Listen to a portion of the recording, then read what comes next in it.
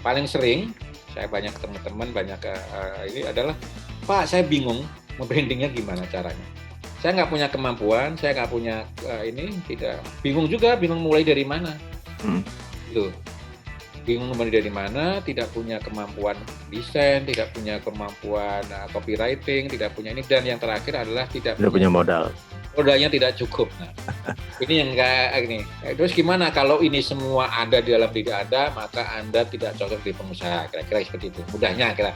Tapi kita tidak boleh skeptis terhadap diri sendiri. Ya. Ya, kita harus meyakinkan diri sini bahwa semua kendala itu bisa kita atasi dengan cari jalan keluarnya. Bingungnya di mana? Ya, menentukan mana tadi saya mau produknya apa dulu yang saya mau branding, saya mau jualan apa. Yang pertama dilakukan adalah bertanya pada diri sendiri. Gua ini sukanya apa sih? Yang gua kuasain apa sih? Itu dulu. Nah, gua suka tentang sport, tentang olahraga. Karena setiap minggu saya main olahraga bersepeda, saya punya komunitas bersepeda. Ya sudah, Anda tekunin bisnis bidang sepeda. Mau main spare part sepeda, mau servis sepeda, mau jasa servis panggilan sepeda. Yang terkait dengan sepeda lah, itulah bidang Anda. Saya kira seperti itu. Tidak perlu nge-branding, tapi Anda sudah membrandingkan diri tadi, branding produk, branding itu dengan passion Anda. Dengan passion karena saya sukanya bersepeda, olahraga sepeda, saya komunitas sepeda, udah saya tekunin aja. Seperti itu, pasti Bapak-Bapak saya yakin punya hal yang semacam itu nggak sama ya. Nah, dari mana? Kalau paling gampang ya paling memilih produknya itu sesuai dengan passion, sesuai dengan keahlian yang kita punya. Nah, tidak harus dengan keahlian dipelajarin. Keahlian saya semacam presentasi seperti ini saya lakukan. Saya belajar otodidak. Dulu saya pernah belajar di SMA, pernah ikut LDK lah zaman SMA, latihan dasar kepemimpinan. Dengan modal itu saya belajar tentang presentasi, belajar tentang bagaimana buat meyakinkan calon klien semacam itu. Itu kemampuan yang sebenarnya saya tidak miliki, tapi saya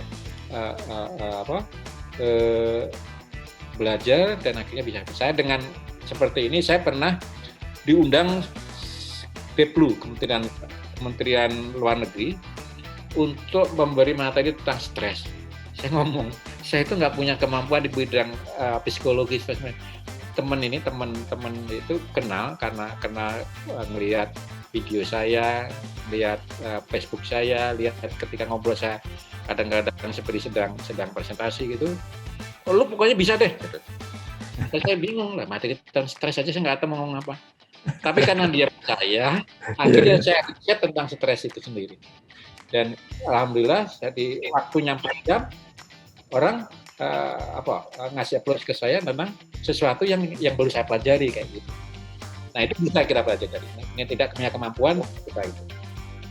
Nah, kalau modal bagaimana? Modal bisa dari mulai kecil. Modal dari bisa yang tidak, bahkan zero modal. Kalau tanpa modal, artinya kalau Anda punya koneksi, punya teman produk, saya pinjam produk kamu ya, punya produk lo 10 biji aja, saya kemas, saya mau jual.